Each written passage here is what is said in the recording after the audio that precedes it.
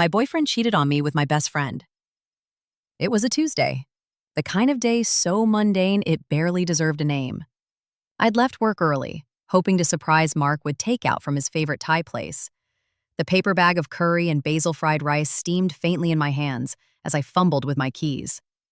I remember humming Taylor Swift's August, his guilty pleasure, thinking he'd laugh when I teased him about it.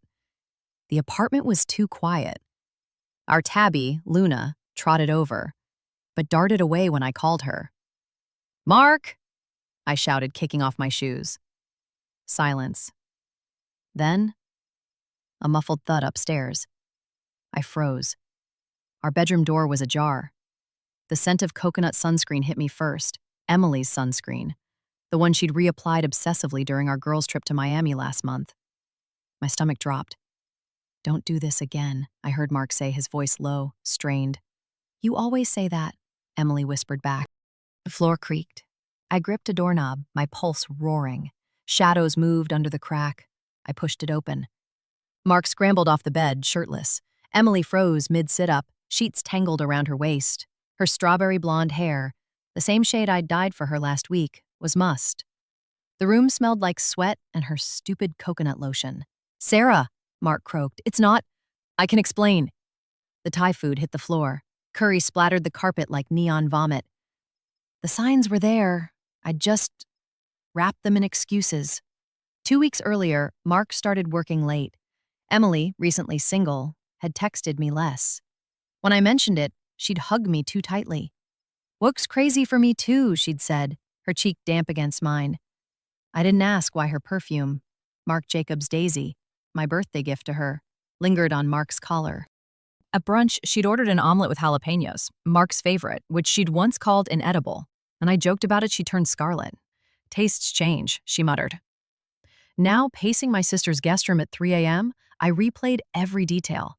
The way Mark's hands shook when he begged me to stay, the pity in Emily's eyes as she pulled on her jeans, the sound of the Uber I'd called for her idling outside like a hearse.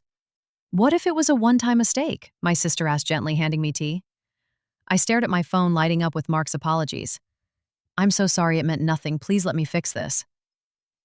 But all I could see was Emily's necklace, a tiny diamond pendant catching the light as she dressed, the same necklace Mark had given me for our anniversary.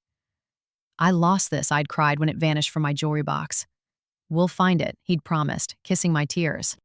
3 days later, Emily's message popped up. "We need to talk." My thumb hovered. Did I want answers or just a scream? Mark kept calling. Luna, now refusing to eat, hid under the couch. Everything smelled like coconut. Last night, I Googled how to know if you should forgive cheating. The article said, trust is a vase. Once broken, even repaired, the cracks remain. But what if the vase was never real to begin with? Tiff Steiner, 11 a.m. Emily sat in our usual booth, nursing black coffee. Her nails, usually pristine shellac, were bitten raw. "I'm pregnant," she said. The world tilted. "Mark's?" I rasped. She nodded. 7 weeks. 7 weeks. Our anniversary trip to Vermont, the stomach flu he'd claimed after taking her to a concert I'd bought tickets for. "He wanted to tell you," she rushed. "But I don't." I slid out of the booth, my legs foreign and heavy. "I hope he's worth it." Her sob followed me into the parking lot. I drove to the lake where Mark proposed, my hands trembling on the wheel. The old Sarah would have crumbled.